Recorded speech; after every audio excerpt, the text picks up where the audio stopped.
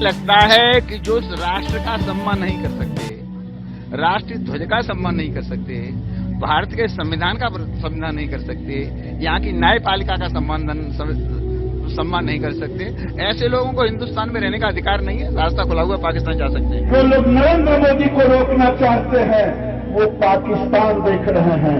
आने वाले दिन में ऐसे लोगों के लिए जगह हिंदुस्तान में नहीं, झारखंड में नहीं, बल्कि पाकिस्तान में होगा, पाकिस्तान में होगा। ये अपने ही शरीर के ही टूटकर वो बने हुए हैं दो देश, तो पाकिस्तान और बांग्ला। तो इसलिए स्वाभाविक है यहाँ रहने वाले लोग अपने ही परिवार के, कभी कभी संबंधों में जैसे भाई भाइयों में भी हो जाता है, ऐसे कुछ दशकों में हुए होंगे। नमस्कार, मैं रविश कुमार। बहुत दुख के साथ कहना पड़ रहा है कि अब गिरिराज सिंह, शाहनवाज हुसैन, योगी आदित्यनाथ और मुख्तार अब्बास नकवी के हाथों कई लोग पाकिस्तान जाने से वंचित रह जाएंगे। इन लोगों की ट्रैवल एजेंसी तो नहीं थी, मगर इन्होंने समय समय पर विरोधियों को चुनौती देते वक्त ये जरूर कहा कि पाकिस्तान भेज देंगे या चले जाएंगे। इनके द्वारा पाकिस्तान भेजे जाने की कामना करने वाले लोगों को अब अपने पैसे से जाना पड़ सकता है। प्राइम टाइम में आने वाले इन नेताओं से मुझे बहुत उम्मीद थी कि कभी ना कभी गुस्सा होकर शाहनवाज भाई या गिरिराज जी मुझे पाकिस्तान जरूर भेज देंगे। बिहार से होने के बाद भी उन्होंने मेरा ख्याल नहीं रखा। अब तो पाकिस्तान और हिंदुस्तान भाई भाई होने जा रहे हैं, तो इनकी शायद ही जरूरत पड़े। संघ के बयान के बाद भारतीय राजनीति के इन पाकिस्तान भेजक नेताओं को पाकिस्तान भेजने की ट्रैवल एजेंसी बंद कर बिहार चुनाव में जी जान से जुट जाना चाहिए। भारतीय राजनीति में जैसे को तैसा यानी सठे साठ्यम समाचरित पाठ्यक्रम का सबसे बड़ा चैप्टर है पाकिस्तान। पाकिस्तान को सबक सिखाना है, इससे हमारे नेताओं और उनके कुछ अज्ञानी समर्थक रटते रहते हैं। चुनाव आते ही जोर जोर से रटने लगते हैं। पाकिस्तान का नाम लेकर कई नेताओं में विदेश मंत्री किसी क्षमता का विकास होने लगता है। भारतीय राजनीति में पाकिस्तान एक ऐसी समस्या है जिसे बयानों से 2 मिनट में सुलझाया जा सकता है। इन दिनों गद्दार लफ्ज से बोर हो चुके नेताओं ने पाकिस्तान भेजने का प्रयोग शुरू कर दिया है। वहां भेजने के इतने बयान आने लगे हैं कि पाकिस्तान भी घबरा गया होगा और इस घबराहट में वो सीमा से इस तरफ इस पार लोगों को धड़ाधड़ भेजने लगा है बंदूक के साथ। इन नेताओं ने सिर्फ अपने विरोधियों को पाकिस्तान जाने का पात्र समझा। संघ के बयान से अब बीजेपी के समर्थक भी पाकिस्तान जाने में, उन्हें भी पाकिस्तान जाने में कोई नैतिक संकट नहीं होगा। गंभीरता से देखें तो यही सोच सरकार को कुछ नया या बड़ा करने से रोक रही थी। प्रधानमंत्री जब भी कदम बढ़ाते हैं, सब पाकिस्तान को सबक सिखाने वाला चैप्टर खोलकर रटना चालू कर देते हैं। दुश्मनी का घरेलू उद्योग, पाकिस्तान के अच्छे दिन जाने वाले हैं। पाकिस्तान को लेकर सारे कंफ्यूजन दूर हुए। कभी पड़ोसी, कभी दुश्मन, तो कभी कभी सुबह सवेरे किसी निश्चित गंतव्य तक जाने की क्रिया को भी पाकिस्तान जाना इस मुल्क में कहा जाता है। अब ऐसे लोग कान खोलकर सुन लें। पाकिस्तान को सबक सिखाने के सबसे बड़े स्कूल से आदेश आया है कि हम सब भाई बंधु हैं। संघ और सरकार के बीच चली 3 दिनों की सफल समन्वय बैठक के बाद आरएसएस के सह कार्यवाह ज्वाइंट जनरल सेक्रेटरी दत्तात्रेय हसबोले ने कहा है कि भारत के पड़ोसी देशों के साथ पारिवारिक और सांस्कृतिक संबंध हैं। नेपाल, भूटान, श्रीलंका, पाकिस्तान या बांग्लादेशों, ये सब अपने शरीर से ही टूटकर वो बने हुए 2 देश हैं, पाकिस्तान और बांग्लादेश। तो स्वाभाविक है यहां रहने वाले लोग अपने ही परिवार के हैं। कभी कभी संबंधों में जैसे भाई भाइयों में हो जाता है, ऐसा कुछ दशकों में हुआ होगा। लेकिन इन सब को भूलकर हम पड़ोसी देशों के साथ सांस्कृतिक संबंध, अपने इतिहास के साथ, भूगोल के साथ जो जुड़े हुए हैं, वो और अच्छे कैसे हो सकते हैं, इस दृष्टि से भी थोड़ा पड़ोसी देश के बारे में समन्वय बैठक में विचार किया गया।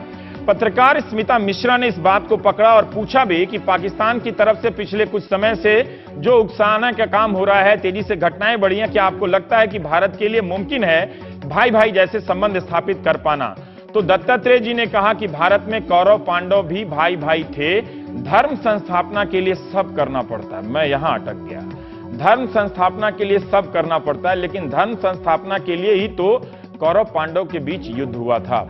क्या हसबोले जी ने यही कहा कि धर्म को लेकर जो कौरव पांडवों के बीच हुआ वैसा कुछ होने वाला है क्या, या वे ये कह रहे हैं कि धर्म युद्ध से पहले की तरह 105 भाई एक हो सकते हैं? इस बयान को सुनते ही मुझे हुर्रियत नेता गिलानी जी की थोड़ी चिंता हुई और याद भी आई। अगर उन पर इसका सकारात्मक असर हो गया तो क्या पता वे फिर से सूटकेस लेकर दिल्ली के चाणक्यपुरी स्थित पाकिस्तान दूतावास आ जाएं, उधर से सरताज अजीज साहब भी आ जाएं। क्या अब ये मुलाकातें भाई भाई के सिद्धांत के तहत हो सकती हैं? इन्हीं मुलाकातों के चलते तो वो बात ना हो सकी जिसका वादा उफा में प्रधानमंत्री कराए थे। क्या अब उफा की उल्फत रंग लाएगी?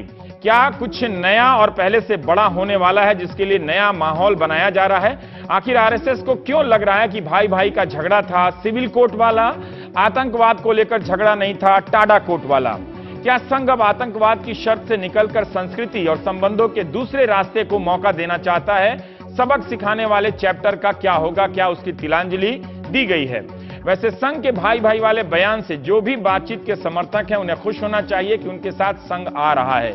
जो सबक सिखाने वाले चैप्टर लिए बैठे हैं वो थोड़ा लोनली फील कर सकते हैं। भाई भाई का झगड़ा बताकर दत्तात्रेय जी ने डिफेंस बीट के फूफाओं को निराश किया होगा तो घरेलू झगड़ा कवर करने वाले लोकल बीट के पत्रकारों को उत्साहित। वैसे इसी साल जून में मथुरा में संघ प्रमुख मोहन भागवत का एक बयान है कि पूरा उपमहाद्वीप ही हिंदू राष्ट्र है। किसी को शक नहीं होना चाहिए कि भारत, बांग्लादेश या पाकिस्तान में जो भी रह रहे हैं वो हिंदू राष्ट्र का हिस्सा है। अखबारों की रिपोर्ट के अनुसार उन्होंने पाकिस्तान और बांग्लादेश को भी हिंदू राष्ट्र कहा और यह कहा कि उनकी नागरिकता अलग हो सकती है, राष्ट्रीयता हिंदू है। क्या आज का बयान संघ प्रमुख के बयान का विस्तार था या कोई नया मोड़ आया है? क्या संघ ने प्रधानमंत्री की किसी लाइन को स्वीकार किया है? एक और महत्वपूर्ण बात हुई और यह बात ठीक प्रधानमंत्री की काली गाड़ियों के इस काफिले के आने से पहले हुई। दत्तात्रेय जी ने कहा कि अर्थव्यवस्था का मॉडल पश्चिमी ना होकर भारतीय मूल्यों पर बने। सरकार गांव वालों की कमाई, पढ़ाई और दवाई पर ध्यान दे ताकि उनका शहरों की तरफ पलायन रुके। ये उनके ही बोल हैं।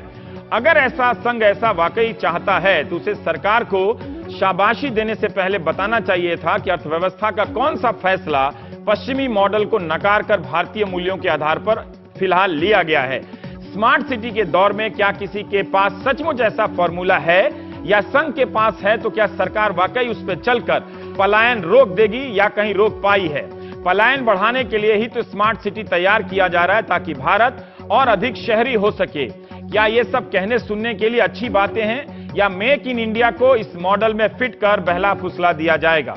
समन्वय बैठक से दोनों का समन्वय कहीं पूरे संघ परिवार को तो संदेश नहीं था कि बिहार चुनाव है, अभी चलकर इसमें जुटे रहिए। सरकार, संघ ये सब एक हैं। पाकिस्तान हिंदुस्तान भाई भाई हैं। वो कौन है जो इन भाइयों के बीच झगड़ा करा रहे थे? वो अब कहां जाएंगे? उन्हें प्राइम टाइम देखना चाहिए। तो आप सबका स्वागत है। शक्ति सिंह गोहिल साहब हैं प्रवक्ता कांग्रेस के, विनोद शर्मा जी हैं पॉलिटिकल एडिटर हिंदुस्तान टाइम्स के, संबित पात्रा जी हैं प्रवक्ता बीजेपी के और राकेश सिन्हा जी हैं आरएसएस के विचारक हैं। संबित जी, जो पाकिस्तान पर कहा गया है, क्या ये जो कहा गया है वो अभी जो सुषमा स्वराज और सरताज अजीज उस तरफ से दोनों का जो एक्सक्लूसिव इंटरव्यू और बयानों का सिलसिला हुआ है, इस तरह के माहौल पे विराम लगाने के लिए किया गया है या फिर इससे सरकार की विदेश नीति जो चल रही है वो प्रभावित नहीं होती है? नहीं, इसमें जो सरकार की विदेश नीति चल रही है वो पाकिस्तान के मामले में नहीं, किसी भी मामले में हो, चाहे पाकिस्तान का हो चाहे किसी और देश के मामले में हो, उसमें किसी का भी इंटरफेरेंस नहीं है। और इसीलिए आज खुद आप देखिए माननीय दत्तात्रेय जी ने बार बार कहा कि ये समन्वय है, ये समीक्षा नहीं है, ये अप्रेजल नहीं। इसीलिए मैं बोल रहा हूं उन्होंने जो पाकिस्तान पे कहा, अब देखिए समन्वय समीक्षा उन्होंने पाकिस्तान पे कहा, उसका अर्थ ये नहीं है। मुझे लगता है नया लाइन है, आपको नहीं लगता है तो आप कह सकते हैं कि नहीं। मैं इसलिए कह रहा था क्योंकि आपका प्रश्न था कि क्या फॉरेन पॉलिसी के ऊपर किसी प्रकार से कोई बदलाव आने वाला है। इसमें कहीं ना कहीं जो पॉइंटिंग था वो इस और था कि क्या इन्फ्लुएंस में बदलाव आने वाला है। तो मैं इसलिए कह रहा था कि ये समीक्षा नहीं था, ये समन्वय था। और समन्वय में डिस्कस होता है, कोऑर्डिनेट होता है, उसमें ट्विकिंग नहीं होता है, बदलाव करने का प्रयास नहीं। दत्तात्रेय जी के कहे के अनुसार जो भारत पाकिस्तान का झगड़ा है वो भाई भाइयों जैसा वाला झगड़ा है जो हमारे गांव में होता है, जो हमारे भाइयों के बीच होता रहता है रूटीन में। देखिए, गांव में आपके भाइयों के बीच जो लड़ाई होता है वो कई स्तर का होता है और जमीन का झगड़ा में दोनों में अंतर नहीं, वो जमीन का जो झगड़ा होता है हम बचपन में पढ़ते थे। एक बड़ा फेमस चैप्टर भी था जिसमें भाई भाई में खून भी हो जाता था। गर्दन का कितने कितने जनरेशन तक खून होता रहा, कितने कितने जनरेशन तक खत्म होता रहा जनरेशन, वो भी हमने देखा। क्या एक नया माहौल बना रहे हैं? क्या संघ नया माहौल बना रहा है कि जिसमें आप इस तरह के चुनाव वाले दबाव से मुक्त हो जाएं, गिरिराज प्रेशर से या शाहनवाज प्रेशर से या फिर जो और सांसद है उन दबावों से मुक्त होकर पहल करें? मुझे ऐसा लग रहा है कि जो उफा में करके आए थे, ये तो आप एक बातचीत होने वाली है, इतना हंगामा होता है कि वो बातचीत पूरी टूट जाती है। मैं तो समर्थक हूं बातचीत का, मैं उस लिहाज से पूछ रहा हूं। ये तो आप सार्काज़म में पूछ रहे हैं, मगर इसका अगर तथ्य में जाएं बातचीत का समर्थक कौन नहीं है, आप बताइए। हमेशा ही बातचीत की पैरोकारी नहीं, ये भाई भाई आ गए। पहले ये था कि आतंकवाद जब तक नहीं बंद करता है, भाई भाई पे भी पहुंचूंगा, आप मुझे 2-4 लाइन कहने तो दीजिए। आतंकवाद छोड़ के सांस्कृतिक संबंधों का याद आया तो ये अच्छी बात है, मतलब मैं नहीं कह रहा हूं, लेकिन आप स्वीकार नहीं कर रहे हैं। मैं इसका उत्तर देता हूं, आप अगर अलाउ करेंगे थोड़ी देर मुझे बोलने के लिए। नंबर 1, प्रधानमंत्री ने भी खुद कहा है, अभी देखिए यूएई के स्पीच में, कि वार्तालाप ही एकमात्र उपाय है, उसके बिना कोई और उपाय नहीं है। बातचीत तो करनी पड़ेगी हर जगह, मगर बातचीत करने के भी तरीके होते हैं। Talks and terrors will never go together, ये हमेशा से ही हमने कहा है। और आप देखिए आज भी बातचीत के लिए पहल हमारी तरफ से ज्यादा थी। अगर बातचीत किसी ने कैंसिल किया है तो पाकिस्तान ने भाई भाई जैसे हैं। स्मिता मिश्रा ने साफ साफ पूछा कि वो आतंकवाद और प्रोवोकेशन जो है, जो रोज जिस तरह से हो रहा है, आपको लगता है कि भारत के लिए भाई भाई जैसा संबंध स्थापित करना संभव है? तो जवाब दिया कि भारत में कौरव पांडव भी भाई भाई थे, धर्म संस्थापना के लिए सब करना पड़ता है। तो राकेश जी, मैं थोड़ा सा रिलीजियस टेक्स्ट का कम ज्ञाता हूं आप लोगों की तरफ, तो ये बताइए, भारत में कौरव पांडव भाई भाई थे, धर्म संस्थापना के लिए सब करना पड़ता है, इसकी सोद्देश्य व्याख्या कीजिए ना जरा सा। देखिए, मैं उससे पहले एक बात कहूंगा कि आरएसएस ने, विनोद जी को भी याद होगा कि 1967 में 65 के युद्ध के बाद राम मनोहर लोहिया और दीनदयाल उपाध्याय जी ने एक संयुक्त बयान जारी किया था कि भारत पाकिस्तान महासंघ बने। वो उस युग की बात है जबकि संघ का राष्ट्रवाद सर चढ़कर लोगों पर बोल रहा था। बेसिकली जो एक परसेप्शन बनाया गया कि संघ बार बार वार चाहता, वार मॉन्गर का, ऐसा नहीं है। वस्तुस्थिति संघ भी चाहता पाकिस्तान के साथ दोस्ती हो। इसका कारण है जो आपने एक दूसरी बात कही, बहुत महत्वपूर्ण बात कही, कि संघ आर्थिक नीति में परिवर्तन चाहता है। संघ मानता है, मैं अभी पाकिस्तान वाले पे पहले उसी पे मैं उससे थोड़ा जोड़ देता हूं। संघ आज मानता है हमारी बड़ी चुनौती, जिसको संघ ने स्टेट नहीं किया है, चाइना है अगर भौगोलिक देखें, और दूसरी चुनौती पश्चिमी नवोदारवाद है जो आर्थिक नीति है। इन दोनों चुनौतियों से यदि हम पाकिस्तान में उलझे रहेंगे तो इन दोनों चुनौतियों से नहीं निपटेंगे। लेकिन तो वो आतंकवाद वाला लाइन छोड़ दिया जो संबित जी ने कहा कि टॉक एंड टेरर के नॉट गो टुगेदर। मैं आगे आ रहा हूं, लेकिन दत्तात्रेय जी ने जो एक बहुत महत्वपूर्ण बात कही कि हम कौरव पांडव का जो उन्होंने बात कही, ये कोई सामान्य बात नहीं है। यदि कौरव पांडव एक हो गए थे उस टाइप से एक हो जाएंगे, हम तो कह रहे तुम कश्मीर कौरव पांडव एक हो सकते हैं। नहीं, कश्मीर को सर मैं नहीं देखिए, होने के लिए कुछ नहीं हो सकता है, परिस्थितियां बदलेगा होगा। लेकिन मैं कहता हूं वो तो एक विशाल ग्रेटर इंडिया के हिस्से हैं। यदि वो मानते हैं आज न कल तो 100 साल लग जाए पाकिस्तान को भारत के साथ आना। पूरी प्रासंगिकता उनके झगड़े के बाद, लेकिन मैं इतना कह रहा हूं, मैं इतना कह रहा हूं, यदि पाकिस्तान आतंकवाद से बाज नहीं आता है तो ये बात नहीं थी ना सर, यही बात स्मिता ने पूछा था। आज समन्वय बैठक के बाद यदि ये कह दें हम युद्ध के लिए कह रहे हैं, हम पाकिस्तान, हम ये उम्मीद नहीं कर रहे हैं। नहीं, मुझे ये लगा कि वो एक नए माहौल की तरफ इशारा कर रहे हैं कि ये इस तरह का ये जो हल्के बयान दिए जाते हैं कि चलिए पाकिस्तान भेज देंगे, ये भेज देंगे, अब बातचीत कीजिए। मुझे तो लगा कि वो प्राइम मिनिस्टर को सपोर्ट कर रहे हैं। रवि जी, इसीलिए मैं कहूं जब अटल जी विदेश मंत्री बने तो पाकिस्तान में था कि अब क्या होगा, और अटल जी पहली बार आप उसका नहीं, देखिए एक क्या हो रहा है ना कि पुराना उदाहरण दे दीजिए, वो ठीक है, उसमें चलता है, देना भी चाहिए, लोग एजुकेट होते हैं। पर मुझे बताइए कि कल तक आप कह रहे थे कि आतंकवाद है, पाकिस्तान रोज आतंकवादी भेज रहा है, आज वो भाई आज भी मैं कह रहा हूं, अभी आप धर्म युद्ध कुरुक्षेत्र से पहले के कौरव की स्थिति में पहुंचना चाहते हैं जहां कौरव पांडव एक साथ थे, संघ के, है ना।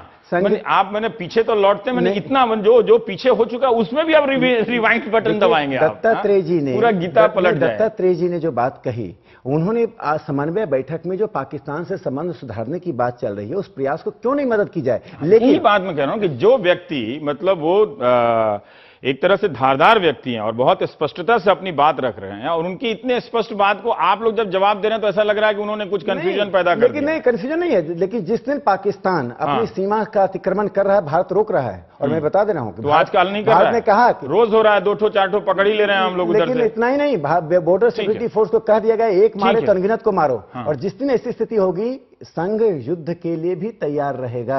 लेकिन हम सारे तर्क आप लोग के तर्कश नहीं, क्यों नहीं, सारे तर्क हैं, ये इधर निकालो जब जरूरत पड़े। हमने तो कहा सिर्फ रामायण सीरियल की तरह लगता है। हमने तो कहा सिर्फ अब ये वाला आ रहा है, जैसे पांडवों ने कहा 5 गांव छोड़ दो, कश्मीर को छोड़ दो, कश्मीर छोड़ दो, बाकी ले लो। कश्मीर छोड़ने के लिए तैयार हैं? कश्मीर तुम छोड़ दो, कश्मीर वापस दे दो, और बाकी फिर ये मैंने मजाक किया, ठीक है। मैं 20 सेकंड में जरा- एक सेकंड ये जो देखिए अब आज संक्षेप में। सार्क का भी बात हुआ, सार्क देशों की भी बात हुई, और इसीलिए वो प्रधानमंत्री देखिए, की लाइन है, उन्होंने देखिए, जब मैं शपथ बार ली बार थी तो याद सबको दिलाना बुलाया चाहता था हूं कि सार्क। प्रधानमंत्री ने डे 1 में सार्क देशों के प्रति सम्मान, सार्क देश आगे बढ़े, सार्क का एक सैटेलाइट हो और उसका एम क्या हो, पॉवर्टी एलिविएशन। सार्क देशों में Satellite गरीबी से poverty नहीं alleviation नहीं, हो। दोनों अलग है, उसमें साइंटिफिक रिसर्च एंड साइंटिफिक है, इनोवेशन वो को ठीक है। करना है, और पॉवर्टी एलिविएशन इसीलिए मेन मैंने होना कहा कि चाहिए। क्या संघ ने एक देखिए, तरह संघ से का हमेशा से ही कभी आरंभ- बीएचपी के लोग, देखिए, कभी एक बात याद बीजेपी के रखिए, लोग, संघ का हमेशा से ही एकमात्र जो एजेंडा रहा है वो poverty alleviation with cultural agenda रहा है, तो स्वाभाविक रूप शक्ति से जी, उसी को अच्छा अगर ठीक हमने है। अब बढ़ाया आप है तो दोनों क्या ने बुराई? बोला, आप दो पक्ष बोलेंगे। देखिए रविश जी, ये धर्म स्थापना है नहीं, सत्ता स्थापना है। बीजेपी और आरएसएस हाँ, वो तो हमेशा से बहुत एक हैं। बहुत बदलते रहते हाँ। हैं। कभी कहते हैं कि हमारे बगल बच्चे ही नहीं है, हम हाँ। तो पॉलिटिक्स में पढ़ते नहीं है, वो इनका काम करे, और जब जरूरत पड़ती है हमारी मातृ संस्था है, वो हमें मार्गदर्शित करेगी। ठीक है ये हाँ, पाकिस्तान के साथ में हाँ यही लोग थे हाँ और कहते थे गोली बारूद की आवाज में, भाइयों बहनों पाकिस्तान से बात नहीं होनी चाहिए, ईंट का जवाब पत्थर से दूंगा। तो आप तो मोदी जी का अच्छा ऑडियो डब कर सकते हैं, मतलब मैं रहा ना उनके Very साथ, good। लीडर ऑपोजिशन रहा, कभी अच्छा, मेरे साथ आमने सामने okay। बहस करने की हाँ। हिम्मत नहीं हुई उनकी। कभी वो विदेश में रहते हैं तो कभी उनकी आवाज में डब कराना हो तो संबित जी आप इनकी मदद बिल्कुल ले मैं सकते काम हैं। लगूंगा, हाँ। पर मैं जूस इतना नहीं बोल पाऊंगा जितना हाँ, वो बोल सकते ठीक है, हैं। वो ठीक है, एक वो मेरी भाइयों मजबूरी बहनों है। वाला, हाँ। राहुल जी का वो कर दीजिए, हाँ, वो सच्चाई दिल से बोलते हैं कोई भी ठीक कर है। सकता दिल से ही तो बोलिए। मैं ये कहता था हाँ। कि पाकिस्तान के साथ आपकी एक्सटर्नल अफेयर्स पॉलिसी में भी आप संघ के प्लेटफॉर्म पे जाके, या संघ जो सलाह देता है, मैं मानता हूं कि ये देश के लिए बहुत बड़ा खतरा है। ये कहते कुछ है, करते इस कुछ सवाल पे है, हम कल और चर्चा दिल किए में थे। कुछ और है। अभी जो पाकिस्तान के बारे में उन्होंने कहा है, ठीक है, वो संविधान और दायरा, उस पर कल हमने काफी चर्चा की थी, और मतदाता को पता है कि आरएसएस बीजेपी एक हैं, ठीक है, उसमें उनको पता है, वो ये समझ के वोट देते हैं, और ये लोग गांव-गांव में घूमते हैं, वो ठीक है। आप ये वो नेशनल एडवाइजरी काउंसिल और रिमोट वे सब चलेगा। मैं ये जानना चाहता हूं, जो पाकिस्तान के बारे में कहा गया है, उससे क्या लगता है कि एक नई नीति की तरफ हम जा रहे हैं, या इस पे आपकी कोई आलोचना है? देखिए, ऐसा है कि जब ये कहते हैं, वो अगर दिल से कहते तो इसके ऊपर हम कुछ अंदाज भी लगा सकते हैं।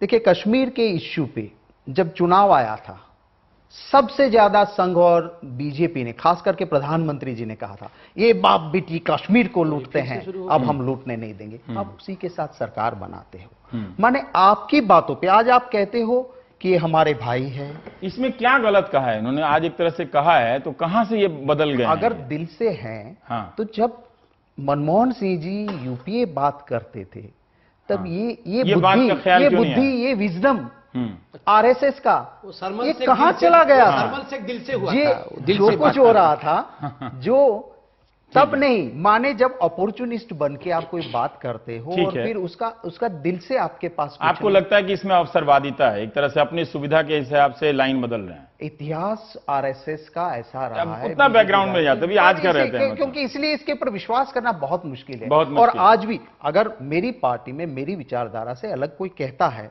हाँ। तो उसे निष्कासित किया जाता है, उसे रोका जाता है, उसको निकाल दिया जाता है। आपने देखा है पास में। विजय सिंह जो ये बने हैं- आरएसएस के लोग, बीजेपी के लोग, उनके ही बगल बच्चे जब कुछ कहते हैं, तो ये लोग कुछ और कहते हैं। देश में भ्रम पैदा करना, देखिए, शंकर ये सिंह- इनमें इसकी शंकर सिंह मास्टरी, वगैरह- ठीक है, ये बगल बच्चा अच्छा इनकी शब्द है, मास्टरी लेकिन है। शंकर सिंह नहीं, वगैरह- मतलब नहीं, भले लागू मत कीजिए, नहीं, अच्छा शंकर शब्द सिंह है। वगैरह भी- विजय सिंह जो हर शंकर दिन सिंह बोल रहे हैं, वगैरह उनको क्या निकाल है? नहीं रहे हैं, ये बगल विनोद बच्चा जी, के बारे में बात ये जो कर रहे हैं। लाइन है, क्या आरएसएस की कोई लाइन चेंज हुई है फिलहाल? क्या आरएसएस, देखिए उनके एक सीनियर लीडर ने, है ना, लीडरशिप में से किसी ने कहा है, मतलब प्रवक्ता का भी ये बयान नहीं है कि कौरव पांडव धर्म की संस्थापना के लिए वो एक हो सकते हैं, ऐसा उनका लाइन है कि सब करना पड़ता है, कौरव पांडव भाई भाई थे, तो ये सब सत्ता करना स्थापना पड़ता है। है। क्या सब करना पड़ता है? क्या नया है कि जैसे आतंकवाद को छोड़ा जाए, उसको शर्त ना बनाया जाए, गिलानी अगर मिलना चाहते हैं अपने पुराने भाइयों से तो जाके मिल सकते हैं?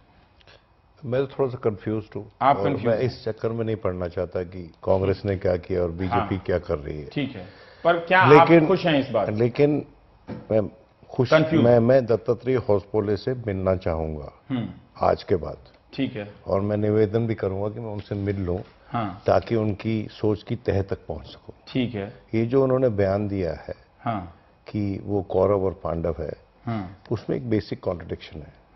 उन्होंने नहीं कहा वो कौरव पांडव, उन्होंने कहा कि कौरव पांडव एक हो सकते हैं धर्म की संस्थापना के लिए। जो उन्होंने इमेजरी व्यक्त की है उसमें एक बेसिक कॉन्ट्रडिक्शन है। देखिए, एक तो बात समझ लीजिए कि मेरा यह मानना है कि माननीय प्रधानमंत्री ली कुआन यू को अपना मॉडल मानते हैं और उनका एजेंडा नंबर 1 है कि इस देश की आर्थिक स्थिति बेहतर हो। जब तक इस देश में रोजगार उपलब्ध नहीं होगा, जब तक इस देश में धन अर्जित नहीं होगा, पाकिस्तान बेचकर, हिंदू मुसलमान बेचकर इलेक्शन नहीं जीता जाएगा। इलेक्शन जब ही जीता जाएगा जब इस देश की अर्थव्यवस्था, ठीक है, उनको पता है, स्ट्रांग होगी। ठीक है, एक सेकंड। जो मेरे दोस्त राकेश ने कहा confederation of India, Pakistan and Bangladesh, देखिए भारत और पाकिस्तान की सिर्फ युद्ध की लड़ाई नहीं है, विचारों की लड़ाई भी है। और उस विचारों की लड़ाई से रूबरू एक व्यक्ति हुआ है, संघ परिवार के गर्भ से जो पैदा हुआ, उसका नाम अटल बिहारी वाजपेयी था। जब वो लाहौर गए और मैंने उनका वो भाषण सुना है, जब लाहौर में गवर्नर हाउस में मीनार पाकिस्तान में जाने के बाद उन्होंने वहाँ आके वो भाषण दिया और मीनार पाकिस्तान पे मैंने लिखा है, जब उनको भारत रत्न मिला कि मेरी उनकी बातचीत हुई तो उन्होंने बोला पार्टनर क्या हो रहा है। मैं कहा सर कमाल हो गया, अखंड भारत की पार्टी का प्रधानमंत्री मीनार पाकिस्तान पे आ गया। अगर यही मैसेज है तो जरा तफसील से कहें, क्योंकि ये कहते हैं लोग कि आप तो हमारा वजूद ही मानने को तैयार नहीं, तो हम आपसे बातचीत क्या करें। तो कॉन्फेडरेशन जो है वजूद को डाइल्यूशन का मंत्र है। पाकिस्तान इस बयान में लगता है कि वो पाकिस्तान को स्वीकार कर रहे हैं। नहीं, पाकिस्तान, बांग्लादेश और इंडिया आज के दिन सॉवरेन कंट्रीज है, सबके पास एक एक वोट यूनाइटेड नेशंस में है और वो लोग अपने उस वजूद से मोहब्बत करते हैं बेहतर। तो अगर कोई ये कहे कि वो कौरव और पांडव है, इसका मतलब ये है कि जिस बेसिस पे ये मुल्क तकसीम हुआ और हमने उसको डिफीट करने की कोशिश की, हमने कहा कि we are a non denominational secular state, जहां पर एक मुस्लिम प्रधान, ठीक है, हमारे दर्शक थोड़ा सा मैं ये कहना चाहता हूं, मैं ज्यादा लंबा नहीं करना चाहता, मैं ये कहना चाहता हूं कि दत्तात्रेय होसबोले का जो बयान है वो मुझे कंफ्यूज कर रहा है, मेरे दिमाग में क्लैरिटी नहीं दे रहा। मुझे लग रहा है कि उन्होंने एक तरह से सारी आवाजों को बंद किया है, नहीं, परिवार के दूसरे इलाके से उन्होंने एक ऐसी पोजीशन ली है जिसपे पाकिस्तान और मुस्लिम, पाकिस्तान के मुस्लिम, और मैं अपने देशों को मुस्लिम को पाकिस्तान से नहीं जोड़ना चाहता, लेकिन जो उन्होंने पोजीशन ली है वो फंडामेंटली डिफरेंट नहीं है आरएसएस की पोजीशन से। वो आरएसएस की जो फंडामेंटल पोजीशन है ऑफ हिंदू राष्ट्र, वो उसी से समन्वय में है। और मैं इस पर बहस कर सकता हूं अगर दूसरे टॉपिक यहाँ पर मुझसे डिसएग्री करते हैं। मैं रविश जी सिर्फ इतनी बात कहना चाहता था, दो बातें। एक तो पाकिस्तान वाले पे, पाकिस्तान वाले पे कि ये आज जो बात करते हैं, डेवलपमेंट की बात करते हैं, गांवों से पलायनवाद की बात करते हैं, और हकीकत जब आती है, चुनाव नजदीक आ जाता है तो पाकिस्तान की बात करते हैं। पाकिस्तान, हिंदुस्तान, मियां मुशर्रफ, ये वो करके वोट की राजनीति।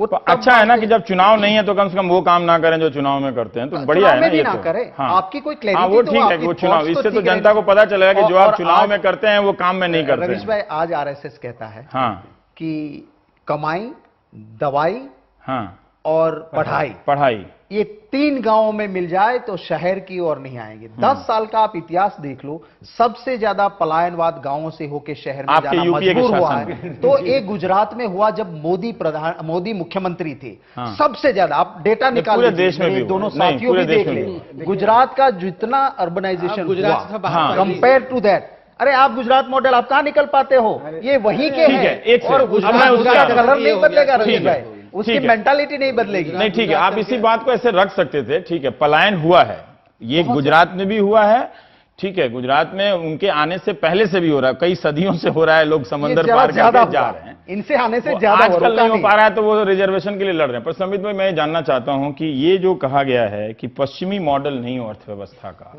है ना, जो गाड़ी एंटर की है उस प्रेमाइस में, मैं उतना पवित्रतावादी नहीं होना चाहिए, हमारे प्रधानमंत्री हैं तो एक सुरक्षित गाड़ी तो वो डिजर्व करते हैं, है ना। मैं ये भी नहीं कहूँगा हमारा प्रधानमंत्री बैलगाड़ी से आए, वो संघ को अच्छा लग जाए, मुझे तो अच्छा नहीं लगेगा, इसलिए नहीं कि बैलगाड़ी से आना कोई गलत बात है, लेकिन एक मॉडल है, वो पश्चिमी अर्थव्यवस्था की देन है वो गाड़ी, है ना। वो हिंदुस्तानी कोई कार भी हो सकती थी वहां पे, ये बयान इतना आसान है कि आजकल की दुनिया में इस बयान कि आप बयान को डिसेक्ट करिए। हाँ, बहुत हम अगर सतही रूप से देखेंगे तो फिर आप गाड़ी देखिएगा, बैलगाड़ी देखिएगा। हाँ, आप थोड़ा डेप्थ में जाइएगा तो बेसिक्स देखिएगा। हाँ, कि पश्चिम का जो बेसिक है इकोनॉमी का, हाँ, और हमारे कंट्री का जो बेसिक है उसको देखना पड़ेगा। मैं आपको छोटा उदाहरण दे रहा हूं। मैं कहीं भाषण अटेंड करने गया था, बहुत बड़े इकोनॉमिस्ट बोल रहे थे। उन्होंने एक बहुत छोटी सी बात, मैं उसमें छोटा था तो मैं समझ में आता नहीं था इकोनॉमी। उन्होंने कहा देखिए इंडियन इकोनॉमिक जो फंडामेंटल्स हैं वो बड़ा स्ट्रांग है इकोनॉमी में। एक उदाहरण दिया कि जो हमारी माएँ थी वो उनको जब भी एक सेकंड ये समझ, आपकी जनता समझेगी जो सुन रही है, जब भी पिताजी उनको सैलरी पकड़ाते थे तो उसमें से कुछ पैसा वो चुप करके आटे के बोरी में, वो कनस्तर में छुपा के रखती थी कि समय पे आप मुझे ये बता रहे हैं कि पश्चिमी मॉडल में कोई पैसा नहीं बचाता। आप देखिए पूरा कोलैप्स ही नहीं आप मुझे ये बता रहे हैं की आवश्यकता नहीं है। नहीं, मैं विदेश में ग्लोबल मेल्टडाउन, ये ग्लोबल मेल्टडाउन क्यों? मैं अभी यूरोप वालों से पूछूंगा कि वो जो कमाते हैं वो नहीं बचाते जानते हैं, वो हंस रहे हैं उनके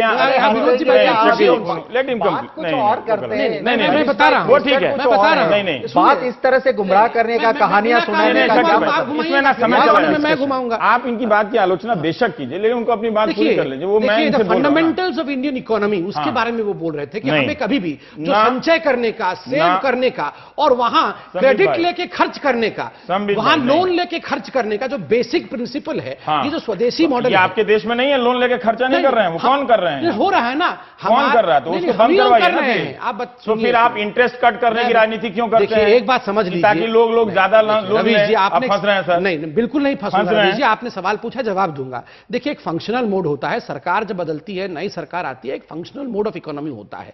सरकारों को उस फंक्शनल मोड पर काम करना पड़ता है। व्यवस्था का मॉडल पश्चिमी ना होकर भारतीय मूल्यों पर बने। सरकार गांव वालों की कमाई, पढ़ाई, दवाई पर ध्यान दे ताकि उनका शहरों की तरफ पलायन रुके। एक उदाहरण दीजिए ना जिसमें लगे कि भारतीय मूल्यों पर कोई आर्थिक मॉडल आपने बनाया। एक उदाहरण दीजिए। फिर देखिए, मैं तो संघ का जो एक आनुषंगिक अंग है जिसको स्वदेशी जागरण मंच कहा जा सकता है। हाँ। और देखिए स्वदेशी मंच कई बार कौन सा फैसला लागू हुआ है? नहीं, मैं बता रहा हूं, ये तभी तो मैं बोल रहा हूं कि आप जो संघ, आपका जो जेनेटिक फूड वाला था वो बंद कर दिया, वो इसी में आपका कॉन्ट्रडिक्शन है जो करने जा रहे हैं। देखिए आप लोग जो सुबह से न्यूज चला रहे हैं कि संघ इंस्ट्रक्शन दे रही है और ये गवर्नमेंट फॉलो कर रही है, यही कॉन्ट्रडिक्ट होती है। स्वदेशी जागरण मंच बताती है, अपने विषयों को रखती है, कई बार हम फॉलो नहीं कर पाते हैं ऑपरेशन मॉड्यूल के कारण। आदर्श तौर पे तो मेरा इस बात से कोई झगड़ा नहीं है, ठीक है, लेकिन इसमें एक तरफ जब आप सरकार को कह रहे हैं कि भारत माता की जय के हिसाब से सब कुछ सही चल रहा है, ठीक है, वहीं बोल रहे हैं कि अर्थव्यवस्था भारतीय मूल्यों पर बने और पश्चिमी मॉडल पर ना हो। सुनने में बड़ा अच्छा लगता है सेमिनार वेमिनार में, लेकिन जब आप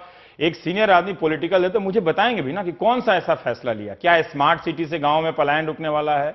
कौन सा ऐसा फैसला लिया? इन्होंने नहीं, या कांग्रेस की भी नीति से इनके पास कौन सा ऐसा मॉडल है जो इंडियन मॉडल है?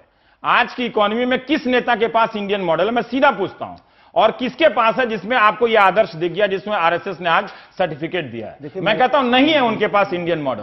मैं मानता हूं कभी किसी के पास ब्लूप्रिंट नहीं है, मैं ये मानता हूं। ना कम्युनिस्टों के पास, उनके पास भले आलोचना होगी। बता दे रहा हूं, देखिए आरएसएस की जो अपनी सोच है वो गांधी की सोच के नजदीक है। उसमें 3 बात संघ चाहता है जो सरकार के सामने आज रखा गया होगा, समन्वय बैठक में भी रखा गया होगा। देखिए जो जिस ढंग से अर्थव्यवस्था बढ़ रही है वो बढ़ रही है, पर उसको कोई रोक नहीं रहा है सर। वो चिंता तो ठीक है, वो तो कब से जान। आज जो कहा गया वो एक तरह से उसमें एक कॉमा लगाने वाली बात है। आपको लगता है कि अरुण जेटली रुक जाएंगे? फिर मेरी बात सुन लीजिए, भारतीय मूल्यों पर कल से वो अपना वित्त मंत्रालय का बजट बनाने लगेंगे, आपको ऐसा लगता है? हम मान लें गांव के स्वावलंबन करने के लिए सरकार को अपनी प्राथमिकता में बदलाव लाना चाहिए, ये संघ का एसर्शन है। सरकार कितना कर पाएगी, कितना नहीं कर पाएगी, लेकिन आज आपने शाबाशी दी है ना, आपने शाबाशी दी है कि मॉडल हो, अर्थव्यवस्था का मॉडल। ये सुनने में अच्छा लगता है। भारतीय मॉडल क्या है? नहीं बना। गांधी ने कहा या दीनदयाल उपाध्याय जी ने कहा नहीं बना ना, नहीं बना। कोई नेता नहीं बनाता, अभी तक मौका नहीं मिला। उनके नाम पर बिजली पहुंचाने की योजनाएं भले लॉन्च हो जाएं, पर वो गांव का वो आइडिया नहीं था उनका ना, स्वावलंबन का। अर्थव्यवस्था में इस प्रकार का परिवर्तन आप भी जानते हो ओवरनाइट नहीं हो सकता है। अगर हम चाहें, मैं नहीं उम्मीद करता हूं। नहीं, तो मुझे बताइए कि 1.5 साल में कौन सा ऐसा मॉडल की तरफ दिशा बढ़ रहा है जिसमें चाहता है सस्टेनेबल कंजम्पशन, सस्टेनेबल डेवलपमेंट। इसलिए कंजम्पशन पर और डेवलपमेंट दोनों सस्टेनेबल हो। इस सस्टेनेबिलिटी के लिए संघ ने जो तीन बात में यहां खत्म कर, संघ ने 3 बात चाहता है। एक तो ग्राम को आप आधार बनाइए, और इसलिए संघ का ग्राम विकास का एक मॉडल है जो सरकार को संघ बार बार दे रही है। मुझे लगता है सरकार का काम सामने आएगा। दूसरा, एफडीआई जो आ रहा है वो अंधाधुंध ना आए। अब सर वो तो ई ट्रेड से आने लगा ना, ई कॉमर्स से आने लगा, आपको भी पता है जो रिटेल में एफडीआई कैसे आया है। संघ जो चाहता अंधाधुंध नहीं है, आए तो हमारी शर्तों पर आए। हाँ, तो अभी समय है, बदलाव का समय है। तीसरी बात, अच्छा आपको लगता है ये बात, तीसरी बात, जो निवेश हो उस निवेश में हम स्ट्रेटेजिक चेंज करें। जैसे बुद्धिस्ट कंट्रीज हैं, जो एक बुद्धिस्ट जो आप कॉन्फेडरेशन में आपने डिफेंस का निवेश पूरा खोल दिया, सब खोल दिया, अब आप स्वावलंबन का क्या बोल रहे हैं? देखिए मैं एक बात जान लीजिए रवि, आपकी इस बात से सहमत हूं कि अब आगे के लिए इशारा किया जा रहा है, लेकिन अंतिम बात कहा तो डिफेंस के बारे में, जितना पैसे का हम वेपन्स खरीदते थे, हाँ, अब नहीं संभवतः ये चाल थी कि हम डिसइन्वेस्टमेंट नहीं किया। यदि वो बाहर का पैसा आया, कम से कम देश की अर्थव्यवस्था संभलेगी। विनोद जी, आपको लगता है कि हमारी सरकार जो भी संघ का जो भी मॉडल है, जो चाहता है कि ऐसा होना चाहिए, इतना आसान है क्या? कहना आसान है, कह सकते हैं कि उनका संगठन है वो बीजेपी को जिताते हैं कि पश्चिमी मॉडल ना होकर भारतीय मूल्यों पर बने। मुझे तो नहीं लगता, मुझे नहीं दिखता है कि कोई इसका प्रयास कर रहा। फेल हो जाए या असफल हो जाए वो अलग बात है, लेकिन अगर राकेश जी चतुराई करके ये कहें कि हम सोलर पे जो जोर दे रहे हैं वो इसका विकल्प है, तो पश्चिम भी सोलर पे भी जोर दे रहा है ना, तो वो आपको नहीं मैं करने दूंगा। लेकिन फिर भी बताइए। देखिए ऐसा है, ये मैं समझता हूँ संक्षेप में सर। हाँ, अंग्रेजी में यूटोपियन ड्रीम है, ये जखीरा है एक मरुस्थल में, जो बातें आज के दिन हो रही हैं। मुझे याद है कि पिछली विश्व विजयदशमी स्पीच में माननीय भगवत जी ने कहा था कि जो पूंजी निवेश होता है विदेशों से, उस पूंजी निवेश पे हमको बहुत ज्यादा उस पे गदगद नहीं होना चाहिए, गदगद नहीं होना चाहिए। हाँ, हमारे देश के भीतर धन अर्जित किया जाना चाहिए। ये सच है, ये अच्छी सोच है, लेकिन आजकल इकोनॉमीज ग्लोबलाइज हो चुकी हैं राकेश जी, और आज के दिन जो हमारी मार्केट बिट रही है उसमें सिर्फ माननीय वित्त मंत्री की गलती नहीं है, बहुत सी चीजें पूरी दुनिया में हो रही है जिसके चलते ये मार्केट पिट रही है। तो मैं ये कहना चाहता हूं कि देखिए, ये इतना डिमॉन्स्ट्रेटिवली संघ के लोगों को, जो हमारे इलेक्टेड रिप्रेजेंटेटिव्स हैं, उनको अपने पास बुलाना अच्छी चीज नहीं थी। ये बात चुपचाप भी की जा सकती है। ठीक है, इस वाले पे लेकिन इसके बाद इस पे चर्चा कर चुका हूं, इसलिए मैं छोड़ना चाहता हूं, और कोई बात नहीं। मैं चुपचाप के लिए इसलिए बोल रहा हूं कि बहुत सी बातें जो संघ की तरफ से सरकार के पास आती हैं, उनके इंप्लीमेंटेशन में आसानी हो जाती है। जब आप बता के देखिए, जब आप बता के कहते हैं, आपने क्या कहा? आपने ये कहा कि हमने जो सुना है, पता नहीं वहां चर्चा हुई कि नहीं, कश्मीर पे कुछ बातें हुई, मैं उनको ताकीद नहीं बोलूंगा, लेकिन कश्मीर में बहुत बातें हुई। मेरा ये मानना है कि ग्लोबलाइज्ड इकोनॉमी का जो संदर्भ है, उसको संघ को सोचने की और समझने की चेष्टा करनी चाहिए। इसमें ठीक है, आप जोड़ा तो मेरा आप ही से सवाल है, फिर गोयल जी बोलेंगे कि देखिए जो भी समर्थक हैं, अगर सोशल मीडिया में बीजेपी के जो समर्थक हैं, वो बड़े ही अग्रेसिव रिफॉर्म की बात करते हैं। जो उद्योगपति हैं, जितना आरएसएस ने तो अभी बोला है कि मतलब बोल ही रहा है, मतलब वो मैं नहीं कह रहा हूं कि अभी बोला है, लेकिन जितने बड़े उद्योगपति हैं वो कह रहे हैं कि मोदी जी रिफॉर्म से डर गए हैं, नहीं कर रहे हैं, ज्यादा करें और करें। जो श्रम कानून में बदलाव है, मुझे नहीं मालूम कि वो आरएसएस के मॉडल के अनुरूप है कि नहीं है। ठीक है, जो समर्थक हैं, वोटर समर्थक है, वो भी ये उम्मीद करते हैं कि ये आकर समर्थक करेंगे, पश्चिमी मॉडल में दनादन करके विकास करेंगे, ज्यादातर उसमें ये हैं। पर ये जब आप बात कहते हैं कि पश्चिम का कोई मॉडल नहीं हो, तो फिर इसको थोड़ा और विस्तार से रखना चाहिए, इलेक्टोरेट के बारे में, जो मतदाताओं के सामने रखना चाहिए। कहा कि जो समर्थक हैं, पहली बार 91 के बाद दक्षिण पंथ का देश में आधार बना, और सभी पार्टियों में दक्षिण पंथ का थोड़ा प्रभाव पड़ा। सब पार्टियां दक्षिण पंथ हैं। नहीं है, सब पार्टियां दक्षिण पंथ। एक ही अंतर है, एक खुलकर हिंदुत्व की बात करता है, एक नहीं करता। एक बात मैं कह दूं, संघ के कारण वॉलमार्ट रुका। यदि संघ का प्रतिरोध नहीं होता, मोहन भागवत जी ने ठीक उन्होंने कहा, विजयदशमी के स्पीच में साफ कहा था, छोटे उद्योग दुनिया जानती है कि एफडीआई को रिटेल में बैकडोर से कैसे एंट्री नहीं दिया जाएगा। मैं बता रहा हूं कि यदि दिया जा रहा है, उधर गूगल कर लेंगे।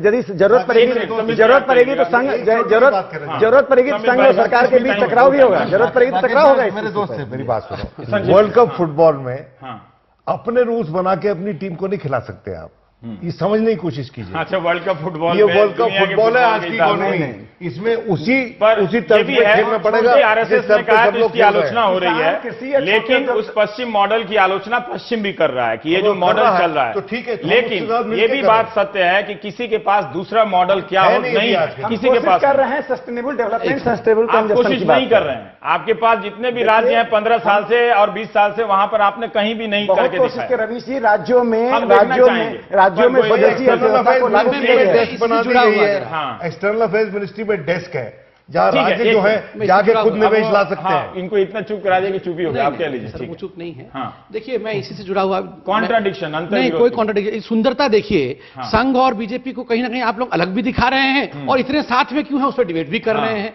ठीक है, मगर यही तो डेमोक्रेसी है, डिक्टेटरशिप नहीं है। जब मर्जी आए तो कहते हैं आपके पास नहीं तब तक गोली मारो, जब मर्जी आए तो लोहिया जी ने कहा था कि संघ बना दो, है ना, पाकिस्तान और उसका। जो कहना चाहता, देखिए राकेश जी से ज्यादा कह पाएंगे, मगर राकेश जी से मैंने कभी बहुत पहले एक किताब लिया था एकात्म मानववाद पे, दीनदयाल उपाध्याय जी ने जो उस किताब से कितने फैसले हुए जरा बताइए। सुनिए ना, वो तो चलिए, वो तो देखिए आपने इकोनॉमी के बारे में मुझे पूछा ना, उसमें देखिए मूलतः जो हमारे मूल संगठन की सोच रही है हमेशा से, और उसका स्वागत होना चाहिए कि भौतिकवाद अगर आपका आधार बनता है इकोनॉमी का, तो अंततोगत्वा वो भौतिकवाद गिरता ही है। और अध्यात्म इकोनॉमी का भी बेस बनता है। काम है सरकार का जो भौतिकवाद के खिलाफ है, बताइए ना। देखिए पूरा टेलीविजन इवेंट क्रिएट किया जाता है, हर काम टीवी के इवेंट के हिसाब से किया जाता है। क्या ये भौतिकवाद नहीं है? ये मैं एक सेकंड सुन लीजिए, आप एक बात सुन लीजिए, एक सेकंड, विनोद जी आप मुझसे बड़े हैं, छोटे का सुन लीजिए, 2 सेकंड में समाप्त कर देता हूं। विनोद जी सुन लीजिए, मेरा एक सवाल, मैं आपको एक बार बता देता हूं आज। देखिए नहीं सुनिए, मेरे को बात ठीक करोगे तो मानेंगे। आप मुझे बुरा बोल दीजिए, मैं बताता हूं आज। ठीक करो, एक सेकंड सुन लीजिए। हिंदुस्तान का कुछ भी हो ना हो, हिंदुस्तान का एकमात्र शक्ति अध्यात्मवाद है। वेस्ट में कुछ भी हो ना हो, भौतिकवाद, हम योगा का पैकेज नहीं बना रहे हैं सर। मुझे एक बात बताइए, उसका गढ़ है। मैं अब सिंपल सवाल पूछता हूं, क्या आरएसएस का ये कहने का मतलब ये है, रीढ़ की हड्डी गिरेगी? क्या ये मतलब है कि आप जो ये बार बार सुधार रट रहे हैं, इसको रटना बंद कीजिए?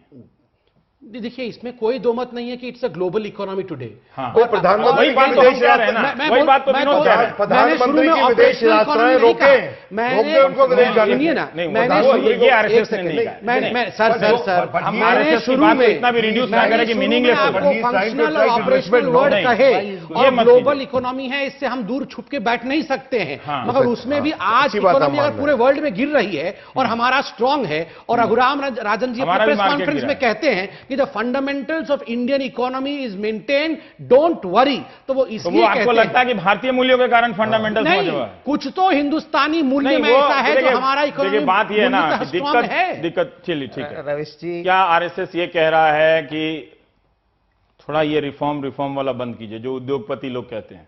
देखिए रविश, जिनके पास मेन एडिटोरियल लिखते हैं आरएसएस का, तो अभी राकेश जी बताएंगे कि most misunderstood organisation.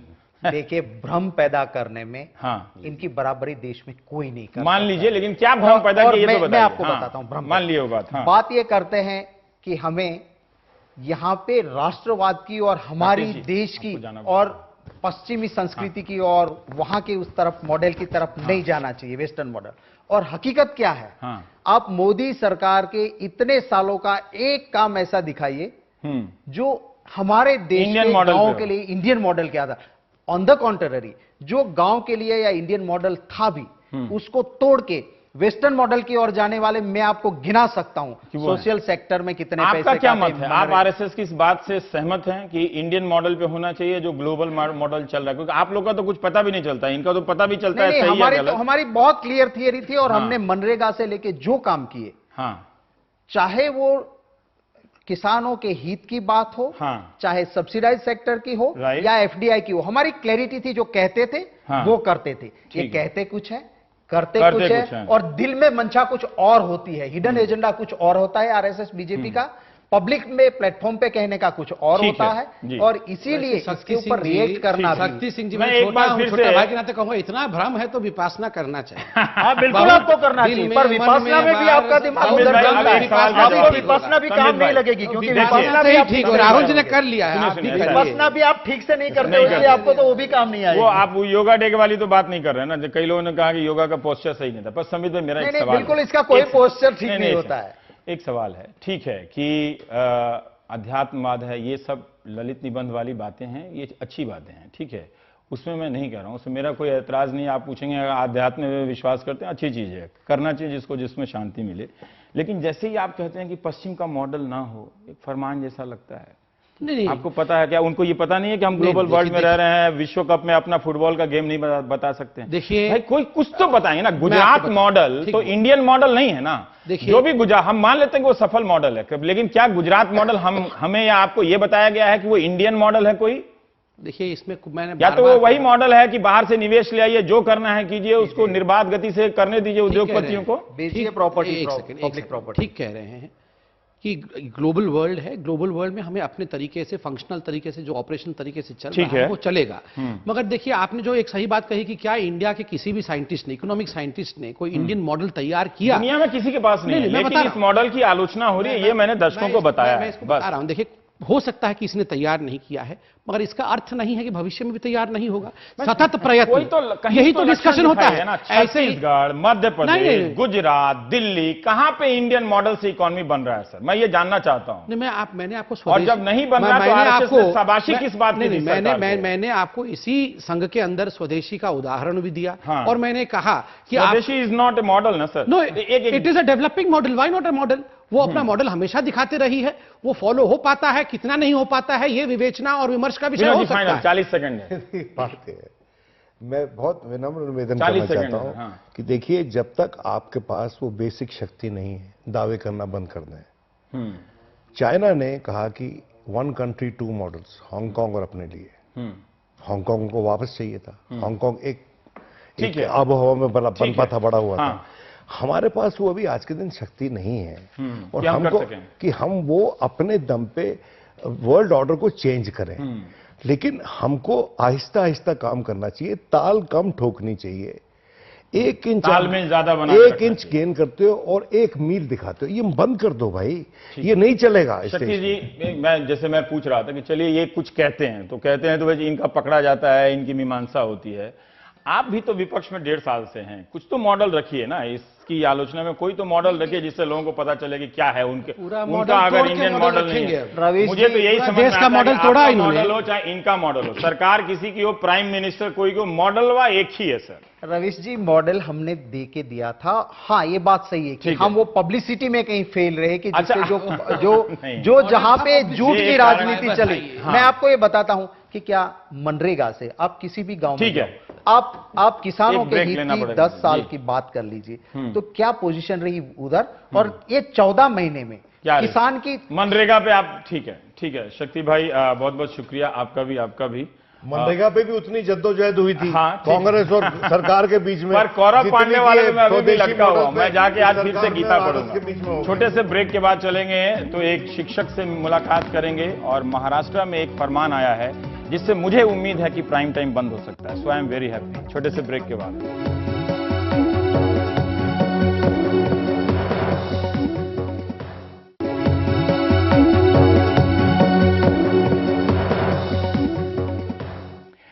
Prime time में मैं जल्दी ही जनप्रतिनिधि जो एमपी हैं, एमएलए हैं, उनकी तारीफ का मैं एक सीरियल लेके आना चाहता हूं, लगातार कार्यक्रम करना चाहता हूं। इतनी तारीफ करूं एमपी एमएलए की कि हाथ जोड़ के वो कहने लगे कि भाई आलोचना कब करोगे। असल में मैं डर गया हूं, मेरे हाथ पांव कांप रहे हैं, क्योंकि महाराष्ट्र सरकार ने एक ऐसा कानून बनाने का फैसला किया है कि अगर उन पर कोई आपत्तिजनक टिप्पणी हो गई तो देशद्रोह का मामला वो दर्ज हो सकता है। अब तो पाकिस्तान भी भाई भाई हो गया, मैं कहां जाऊंगा देशद्रोह का केस लेके। ये प्रसाद काथे की रिपोर्ट है, देखिए। फडणवीस सरकार के हालिया फरमान से बवाल पैदा हो गया है। महाराष्ट्र के गृह विभाग ने कहा है कि किसी भी जनप्रतिनिधि के खिलाफ दिया बयान या लिखा लेख अगर हिंसा भड़काता है तो ऐसा करने वालों के खिलाफ आईपीसी की धारा 124(a) के तहत कार्रवाई होगी। कार्रवाई में आरोपी के खिलाफ देशद्रोह का मुकदमा चलेगा। भाषण और सोशल मीडिया में की गई टिप्पणी इसके दायरे में होगी। जानकार कह रहे हैं कि फरमान गलतियों से भरा पड़ा है। इसको अभी कानूनी तौर पर इसका टेस्ट होना बाकी है, और मुझे विश्वास है कि लीगल जुडिशियल एक्सरसाइज के बाद ये ठहराया जाएगा कि ये जीआर सही है या गलत है। जनता का कोई भी आदमी, कोई शख्स कुछ भी बोले, उसको पुलिस पकड़कर और लाइफ टाइम सेंटेंस की भी सजा सरकार गवर्नमेंट के पास, जज के पास, मैजिस्ट्रेट के पास या जज के पास मांग सकती है। इसलिए मैं एक जीआर का सर्वरीत से कंडेम करता हूं और जल्दी से जल्दी मैं सरकार को विनती करता हूं कि एफजीआर एकदम विड्रॉ किया जाए। इससे पहले कि कांग्रेस एनसीपी सरकार ने कार्टूनिस्ट असीम त्रिवेदी के खिलाफ देशद्रोह की धाराओं का प्रयोग किया था। सरकार का दावा है कि असीम के कार्टून से राष्ट्रीय चिन्ह अशोक स्तंभ का अपमान हो रहा है। इस कार्रवाई के खिलाफ आंदोलन हुआ, जिसके बाद सरकार को अपनी कार्रवाई रद्द करनी पड़ी। बॉम्बे हाई कोर्ट में इस फैसले को चुनौती दी गई, जिसके बाद कोर्ट ने देशद्रोह की धारा किन घटनाओं में लग सकती है वह तय करने के आदेश दिए, जिसका नतीजा है ये फरमान। इस फरमान में जनप्रतिनिधियों की आलोचना से बनता असंतोष कार्रवाई के पात्र माना गया है। विपक्ष पूछ रहा है कि क्या इससे सरकार के खिलाफ आंदोलन करने का उसका हक छिन जाएगा और क्या सरकार के खिलाफ किए गए आंदोलन जनता में असंतोष फैलाना माने जाएंगे। सरकारी फरमान के दायरे में जिला परिषद के अध्यक्ष से सांसद तक की गई आलोचना पर कार्रवाई हो सकती है। बयान या लेख के अलावा आपत्तिजनक हाव भाव को भी आलोचना माना गया है। मुझे ऐसा लगता है कि उन्हें भी जानकारी है कि 2011 और 12 के केस के सिलसिले में ही ये परिपत्रक निकाला गया है और ये परिपत्रक के कारण ऐसा नहीं कि कोई भी उठेगा और किसी अपोजिशन पार्टी वालों को या किसी पर देशद्रोह का गुना दाखिल होगा। ये परिपत्रक से केवल एक गाइडलाइन हमने गवर्नमेंट की तरफ से दी है, वो कोर्ट के आदेश से है।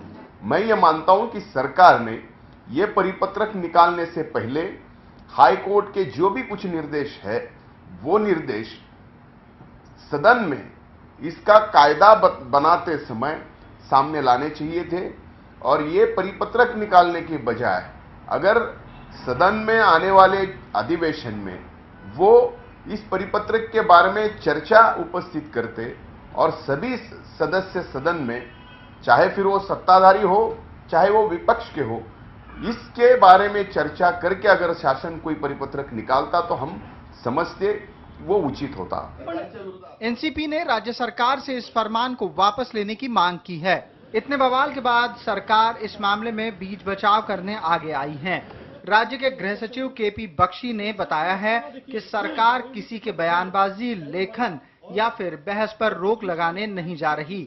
मौजूदा सरकारी आदेश नहीं है, बस सर्कुलर है जिसे कंपलसरी नहीं माना जाना चाहिए। हाईकोर्ट ने दी हुई सूचनाओं को इस सर्कुलर में जोड़ा गया है। सरकार मानती है कि देशद्रोह की धाराएं लगाने से पहले मामले का अभ्यास होना जरूरी है। इस खुलासे के बावजूद ये सवाल बना रहता है कि आखिरकार नेताओं का विपक्ष में कुछ और मत होता है और वही सुर सत्ता में आते बदल जाते हैं। जो भी हो, जनता का बोलने का और सवाल पूछने का अधिकार जब जब रोका जाएगा, लोकतंत्र के लिए इससे ज्यादा हानिकारक और कुछ नहीं। कैमरामैन राजेंद्र दयालकर के साथ मुंबई से मैं प्रसाद काथे, एनडीटीवी इंडिया। लोकतंत्र को तारीफ तंत्र में बदला जा रहा है। एक आदेश आ ही जाए कि हम जब भी कार्यक्रम करें सिर्फ तारीफ ही तारीफ करें सरकार की, इससे हमारा भी नैतिक संकट दूर हो जाएगा। वैसे बहुतों का हो ही गया है, तो सिर्फ तारीफ ही तारीफ, तारीख ही तारीख नहीं, तारीफ ही तारीफ। बढ़ते हैं अगली खबर की तरफ। अगर आपको लगता है कि शिक्षक सिर्फ ऑक्सफोर्ड, कैम्ब्रिज या शांति निकेतन में मिलते हैं, तो चलिए आपको मिलवाते हैं गांव देहात से एक ऐसे शिक्षक से जो तमाम कठिनाइयों के बावजूद पढ़ा रहे हैं। यूपी के औरैया जिले के उपेंद्र श्रीवास्तव जी शारीरिक चुनौतियों के बावजूद बीते 39 सालों से इलाके के लोगों को अंग्रेजी पढ़ा रहे हैं। आसपास के लोग उन्हें शीशे वाले गुरु जी के नाम से जानते हैं। वैसे भी टीचर्स डे के दिन अब टीचर दिखते नहीं है टीवी पर। Is not strength. It is not strength. गुरु और ज्ञान की ताकत कभी कमजोर नहीं पड़ती। जिस्म का क्या है, जाने कब जवाब दे दे। बिस्तर पर लेटे उपेंद्र श्रीवास्तव बीते 39 सालों से हाथों में शीशा लिए बच्चों को पढ़ा रहे हैं। यहाँ घंटी बजती है, क्लास लगती है और पूरे इलाके में शीशे वाले गुरुजी की इंग्लिश चलती है। बच्चों की सेटिंग मैनेज करना, उनको डिसिप्लिन में रखना, ये सारी प्रक्रिया हमारी मिरर से होती है। बिना दर्पण के इसके अतिरिक्त मेरे दैनिक काम, खाना खाना, पानी पीना, चाय पीना, ये सारे कार्य भी बगैर शीशे के संभव नहीं है। छोटे से घर का खर्च इस छोटी सी कोचिंग से चल जाता है, लेकिन नाम इतना बड़ा है कि बाप के बाद कई बार बेटा भी यहीं पढ़ने आता है। गुरुजी बिना किताब देखे इंग्लिश पढ़ाते हैं और शीशे के जरिए अपने चेलों पर नजर रखते हैं। सर शीशे में देख लेते हैं हम लोगों को, कुछ अपने हैंड्स को घुमा के वैसे भी देख लेते हैं तो उनको मालूम चल जाता है कि हम लोग क्या कर रहे हैं। शिक्षक दिवस के मौके पर अब बारी इन छात्रों की थी जिन्होंने खुद से प्यार भरे उपहार की तैयारी की। सच तो ये है कि ऐसे नायाब गुरु का सम्मान कैसे हो, ये बताने के लिए कोई गुरु चाहिए। और अय्या से अरशद जमाल, एनडीटीवी इंडिया के लिए।